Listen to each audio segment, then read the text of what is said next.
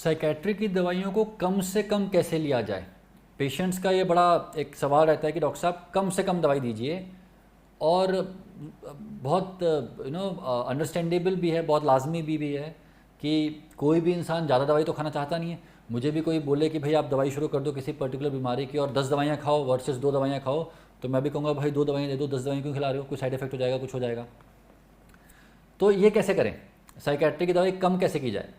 अब देखिए एक बात समझिए, आपका जो साइकेट्रिक इलनेस, चाहे वो डिप्रेशन है, चाहे वो एंग्जाइटी है, चाहे वो बाइपोलर डिसऑर्डर है, चाहे वो स्किज़ोफ्रेनिया है, चाहे वो ओसीडी है, कुछ भी है, उसका ट्रीटमेंट जो है वो 2 फेजेस में होता है, 2 पार्ट होते हैं ट्रीटमेंट के।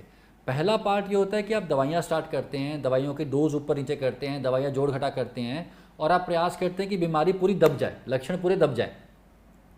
और फिर जब लक्षण दब जाते हैं तो आपका एक तरीके से सेकंड फेज शुरू होता है कि अब लक्षण दबे दबे दबे दबे लक्षण खत्म हो जाएं, है ना। तो ये 2 फेज आपको पूरे करने होते हैं, तभी आप दवाई बंद कर पाते हैं। अब समस्या क्या आती है? मान लीजिए एक पेशेंट है, उनको डिप्रेशन की समस्या है, हमने एक दवाई शुरू की, उनको 50% इंप्रूवमेंट आया। अब हमारे पास 2 ऑप्शंस हैं। एक ऑप्शन तो ये कि हम एक दवाई के साथ 2 दवाई और ऐड कर दें, या फिर एक दवाई और ऐड कर दें, और ये प्रयास करें कि जो लक्षण 50% ठीक थे वो 90-95% ठीक हो जाए। दूसरा ऑप्शन ये है कि वो एक दवाई चलते रहने दें, 50% लक्षण जो ठीक है उतने पे ही छोड़ दें। अब देखिए पेशेंट्स को कई बार ये अच्छा लगता है कि यार 50% सिम्टम ठीक है, काफ़ी है, एक ही दवाई चल रही है, मेरा काम चल रहा है। इस अप्रोच की दिक्कत क्या है कि यदि लक्षण कभी खत्म हुए ही नहीं तो आप सेकंड स्टेप पे जाओगे कैसे, सेकंड फेज शुरू कैसे होगा, और सेकंड फेज यदि शुरू हुआ ही नहीं तो दवाई बंद कैसे होगी। कई बार पेशेंट्स आके बोलते हैं डॉक्टर साहब मेरे, आप कहते हो कि 2 साल में दवाई बंद कर दी जाती है, मेरी दवाई तो 5 साल से चल रही है। भाई 5 साल से दवाई चल रही है, मैं समझ गया, लेकिन जब तक आपके लक्षण दबे नहीं, पूरे खत्म नहीं हुए, तब तक दवाई बंद करना ऑप्शन भी नहीं है। बंद कर देंगे तो आपके लक्षण वापस आ जाएंगे। तो सबसे पहले स्टेप में हमें ये करना पड़ेगा कि चाहे एक दवाई की ज़रूरत पड़े, चाहे 4 दवाई की ज़रूरत पड़े, दवाई को ऑप्टिमाइज ऐसे करना पड़ेगा कि लक्षण खत्म हो, तभी जाके तो नेक्स्ट स्टेप शुरू होगा। दूसरा अप्रोच यही है कि आप ये मत ध्यान दीजिए कि टैबलेट 1 है कि 2 है, आप ये ध्यान दीजिए कि कैसे करके लक्षणों को पूरा दबाया जाए, पूरा 0 पे लाया जाए, ताकि फिर सेकंड स्टेप शुरू हो पाए, ताकि फिर फाइनली दवाई खत्म हो पाए। दूसरी इंटरेस्टिंग चीज़ क्या है, पेशेंट्स करते क्या है अक्सर, देखिए ये बात एज अ डॉक्टर मुझे भी समझ आती है और हर डॉक्टर को समझ आती है कि लंबी दवाई खाना किसी को पसंद नहीं है। 6 महीने, 8 महीने, 1 साल, 2 साल दवाई खाना किसी को पसंद नहीं है, और मुझे भी खानी पड़े तो मुझे अच्छा नहीं लगेगा।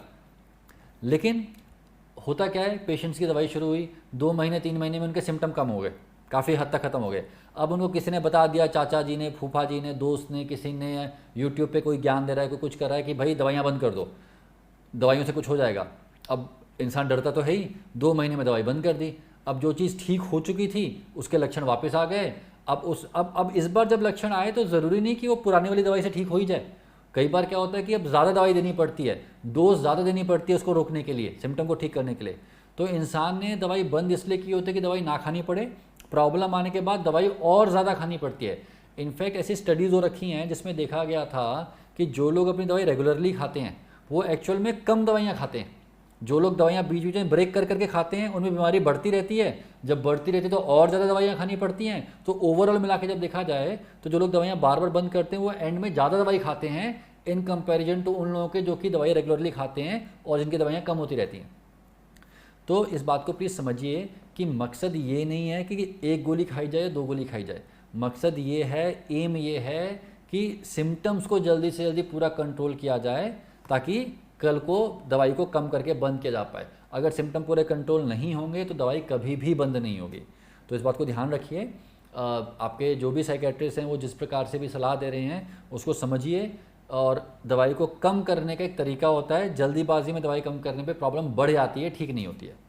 तो साइकेट्रिक बीमारियों के बारे में जो मिथ्स हैं, जो मिथ्याएँ हैं, जो गलत धारणाएँ हैं, उनको ठीक करने का प्रयास करने के लिए बनाया गया ये वीडियो है। और मेरा ये सजेशन है कि यदि आपको खुद से कोई साइकेट्रिक इशू है, आपके परिवार में किसी को कोई प्रॉब्लम है, तो उसको छुपाने से या उसको ना मानने से कुछ नहीं होने वाला। जो भी आप जहाँ पे भी रहते हैं, जिस भी शहर में रहते हैं, आपके पास में जो भी अच्छे साइकेट्रिस्ट हैं उनसे आके मिलिए, अपना ट्रीटमेंट स्टार्ट कराइए। धन्यवाद, नमस्कार। अगर आपको डिप्रेशन की समस्या है तो आप डॉक्टर प्रवीण त्रिपाठी से सीख सकते हैं कि डिप्रेशन के पेशेंट्स में काउंसलिंग कैसे की जाती है और उन टेक्निक्स को यूज करके डिप्रेशन से बाहर निकलने की जर्नी को शुरू कर सकते हैं।